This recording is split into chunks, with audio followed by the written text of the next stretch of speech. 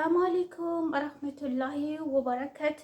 ውድና የተከበራችሁ የቻናሌ ቤተሰቦች እንዴት ናችሁልኝ? ሁሉ ሰላም? እኔ ጋር አልሐምዱሊላህ ሁሉ ሰላም ነው። ጾም እንዴት አድርጓችኋል? ዛሬ አራተኛ ቀናችን ማለት ነው እና እንዴት ነው? እንዴት እየሄደ ነው ስራ ጋር? ለማንኛውም በያላችሁበት አላህ ይጠብቃችሁ፣ አላህ ያጠንከራችሁ ማለት ነው እና አንድ ጾመኛ ከአላህ ዘንድ ከፍ ያለ ሚንዳ እንደሚሰጠው ሁላችንም እናውቀዋለን። በሰራነው ልክ ባደረግነው ኢባዳ ልክ አንጠራጠርም። አላህ ከፍ ያለ በስራችን ልክ ይሰጠናል ማለት ነው ኢንሻአላህ። እና በስራችሁ፣ በጾማችሁ፣ በኢባዳችሁ ጠንክሩ ማለት ነው። እዚህ ጋር እስኪ ቆይ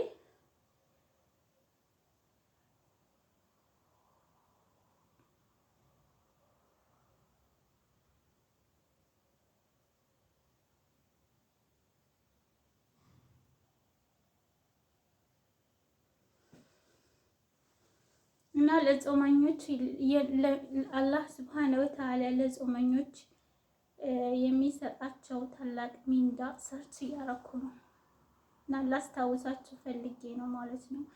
በእስልምና አስተምህሮ መሰረት አላህ ሱብሃነሁ ወተዓላ የሚመሰገን አላህ በእስልምና አስተምህሮ መሰረት አላህ ሱብሃነሁ ወተዓላ ለሚያመሰግኑ ባሮቹ የሚሰጠው ሚንዳ በጣም ታላቅ ዘርፍ ብዙ ነው እዚህ ጋር ማለት ነው።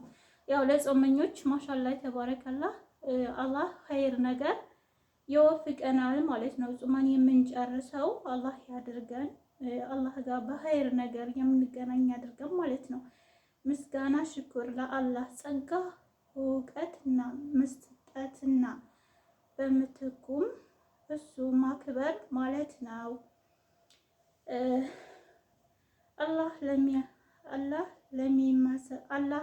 አላህን ለሚያመሰግኑ ሰዎች የሚሰጠው ዋና ዋና ሚንዳ በሚከተለው መልኩ ማየት ይቻላል ይላል።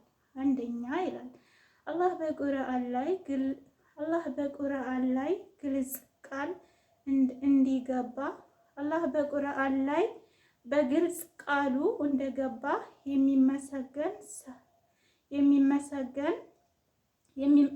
የሚያመሰግን ሰው ያለ ጸጋ ይበረክትለታል፣ ያለው ጸጋ ይበረክትለታል ማለት አላህ አመስጋኙን ይወዳል ማለት ነው። ሳንሰለች አላህን ማውሳት እንዳለብን ነው እዚህ ጋር የሚገልጸው ማለት ነው። እሺ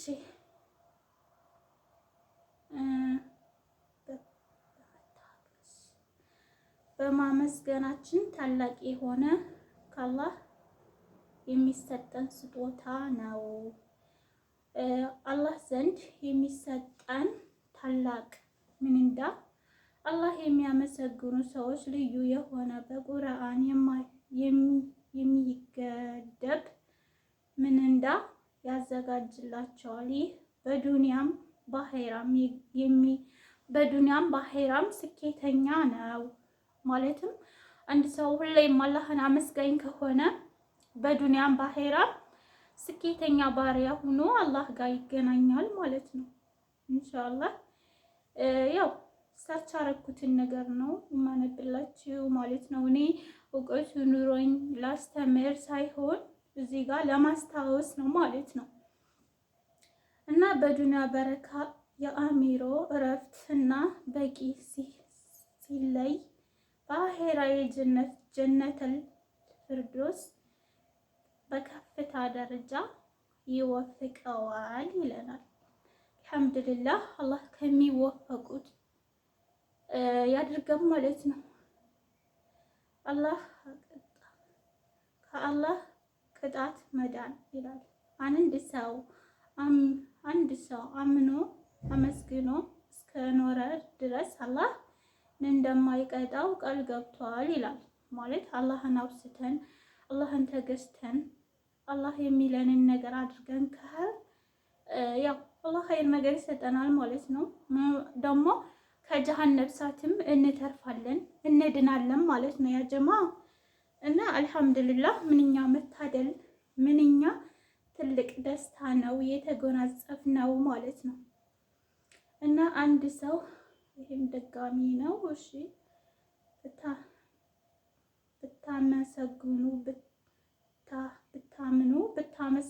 ብታምኑ ካላህ ከናንተ በቅጣት ምን ይፈረድ? ብታመሰግኑ ኑሮ ብታምኑ አላህ ከናንተ በመቅጣት እናንተን ከመቅጣት ምን ይፈልጋል? ማለት አላህን ከወሳን አላህን ከተገዛን አላህ እኛን እንደማይቀጣን ቃል እንደገባለን እዚህ ጋር ያስታውሰናል ማለት ነው። እሺ አላህ ለባሮቹ አመስጋኝ አላህ ባሮቹ ሲያመሰግኑት ይወዳቸዋል።